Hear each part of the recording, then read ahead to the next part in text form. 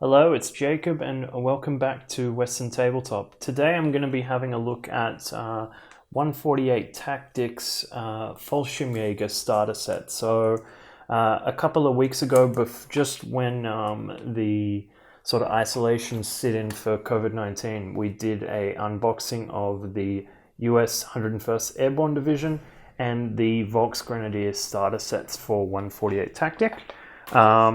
Unfortunately, I haven't had too much of a chance to start to paint any of those figures just yet, just due to the virus outbreak, being busy with work and all those kind of things. But I have managed to at least unbox the figures, get them primed and glued up. But I've had this one sitting on my desk for probably a week or two. So Claudio sent this to us during the outbreak, and it still made its way from Italy all the way to Australia. So I've been really keen to get this unboxed and ready. So let's have a look. So we'll just have a look at the reverse first. This is very similar to the other boxes that you would have seen in our last video. So you got your 4 figures in the box, all of the individual colored markers that you'd use for wound, shock, and cover, and those sorts of things. Grenades, action tokens, a quick starter reference guide, and 4 pieces of resin terrain, and the unit cards for the individual figures themselves. So let's have a look and see what's in the box. So open this cardboard box up. So if you haven't seen before, this is the Quickstarter Rules that is available for free on the 148 Tactic website. It basically gives you all the things you need to get up and ready to play. You actually have unit cards for 2 of the factions in the 2 starter sets that are free for download, and all of the individual action tokens and all those various pieces. So it's really cool to have one of those, and then a little bit of a promotional piece of what you can get in buying these boxes. So we have 4 German figures right here. Let's bring up the first one. So that's your kind of regular rifleman. It kind of looks like a K98K that he's holding. What else do we have here? This one appears to have an STG-44. Very cool. This seems to be their NCO, their commander, with the MP40. And this one is a little bit unique, as in the Fallschirmjäger do have an assault rifle of types, which is the FG42. And in a moment, we'll have a look at the unit cards and see how that actually behaves in this game. So I'll just get a few more components out first. Okay. So we've got a few pieces of resin terrain that we'll have a look at in a moment. We've got some Fallschirmjäger dice. Got the unit cards themselves. We've got a couple of these activation tokens ready to go. And we've got all of the various game tokens. So these ones are for wounds, these are for cover, suppression, and opportunity fire, which is basically Overwatch. And then these are your various grenade tokens. So let's have a look. So this is the FG42 that I was just talking about.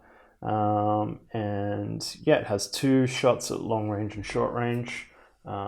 But that is the wounded side, so let's just see if it behaves any better, and we might do some comparisons compared to the MP40 STG and all that kind of stuff. So an SMG is 1 shot at long range, 3 shots at short.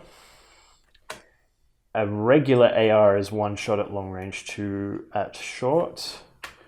And okay, so this is a semi-auto, so this isn't actually the K98K, it's that G43 variant of rifle, which is awesome.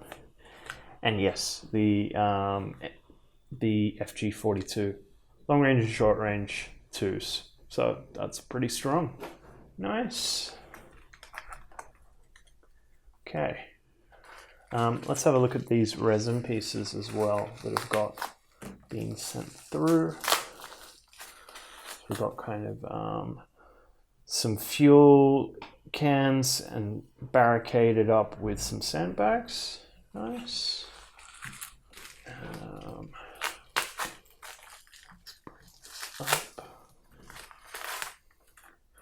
This is a little wall piece, ruined rubbles, and this has that donut piece that you can hide a 148 figure in. So here's a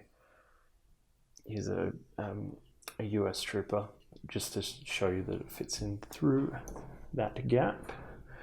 There's another one of those, so I'll have a look at that in a sec. And I know I'll be showing some of the brick patterns in a moment. I know Baueda has some actual individual terrain pieces as well that you can buy that match this set. So it's that type of brickwork there. So another one of those donut pieces. They look very nice. And you've got a selection of a few walls, and you can kind of build them into different configurations. You know, do you want the walls kind of tumbling over? Do you want them connected, or whatever else? So I'll just get the 3 pieces out.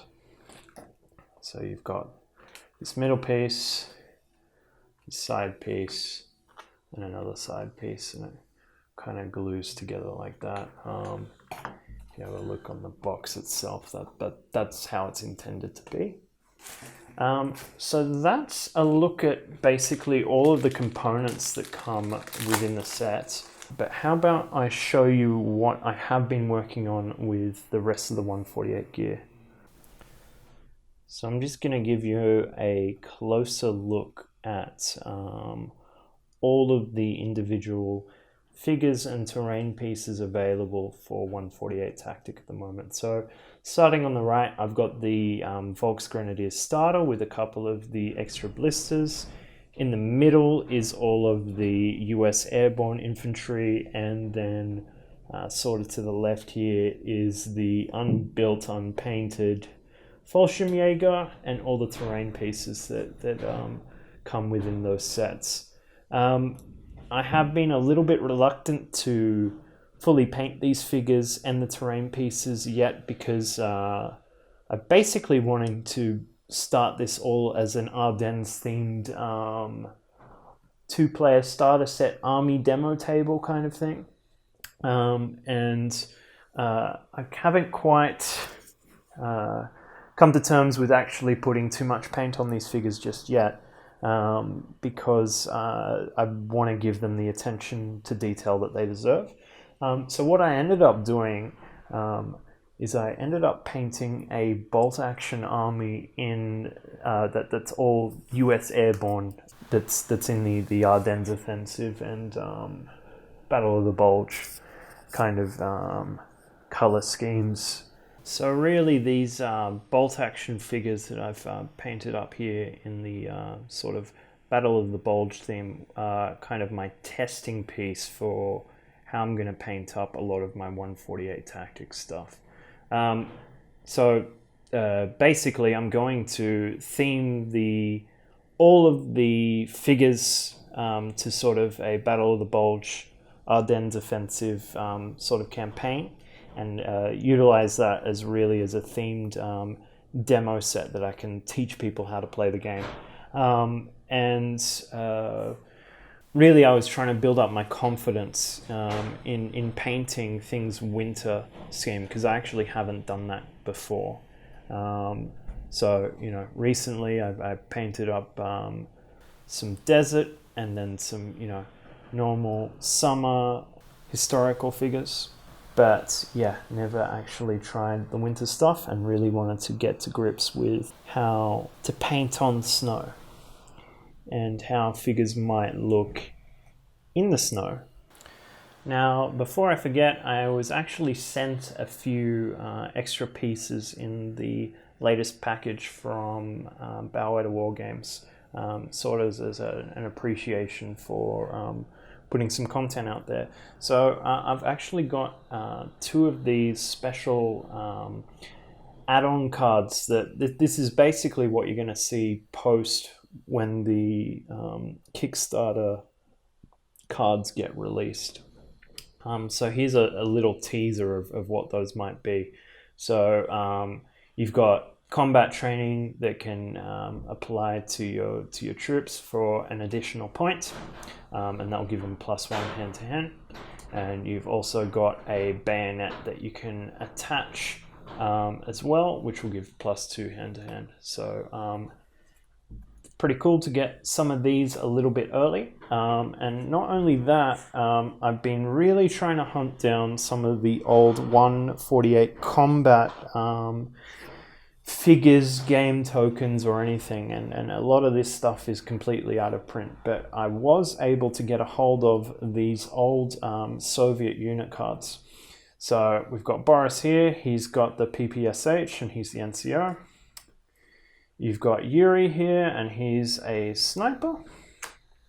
You've got a grenadier here, Igor, which is similar to the grenadiers you have now in 148 tactic. Typically have an SMG and a hand grenade built in. You've got reinforcements, which is just an SMG gunner and a rifleman on the other side. So these guys basically, they don't have a wounded side, but they do come in a little bit cheaper. We got Victor, and he's got an MG, which has 3 shots at short range and 1 at long. We've got, don't know how you would say that, but that's just your typical Soviet rifleman. We've got one labeled as a hunter, and this, so Anton. This seems really themed to sort of what you'd imagine might be in Stalingrad. He's got a regular rifle and an MP40. He's got concealment as well, so that one's really cool. And you've got Irina, the female rifleman with the semi-automatic rifle, 1 shot at long range, 2 shots at short, and has 5 for movement, so that's really cool. So that was awesome to get those cards in. Now, just to fill you in with things that I have been doing in COVID, unfortunately painting isn't one of them. I'm actually really keen to play a little bit more 148 tactic. Now, a while back I released a very basic module on Tabletop Simulator that includes the 2 starting factions for 148 and all of the unit figures and tokens and all that kind of stuff. So I'll put a link in the description on how to get to that and to play that. But also speaking specifically about Tabletop Simulator, I've been playing a lot of bolt action with the Rockingham historical gamers. We've got a really nice table there that's set up for bolt action and it really works seamlessly. We've also got a video on how to set up Tabletop Simulator and how to get a bolt action list built and imported into a terrain game. Just last weekend, we also tried out a little bit of Water Tanker. This is a Two Fat Lardies tank war game. I've only played it now twice, but I quite like it, and we kind of fudged the rules a little bit trying to learn it, but we'll get better at that as we go. And not only did we play Water Tanker, but we've also been doing a little bit of Chain of Command as well. So we've managed to play pretty much all of these games over Tabletop Simulator for the last month fairly seamlessly in comparison to playing physically. But I'm very keen to get back to normal and get back to the club and start playing these games.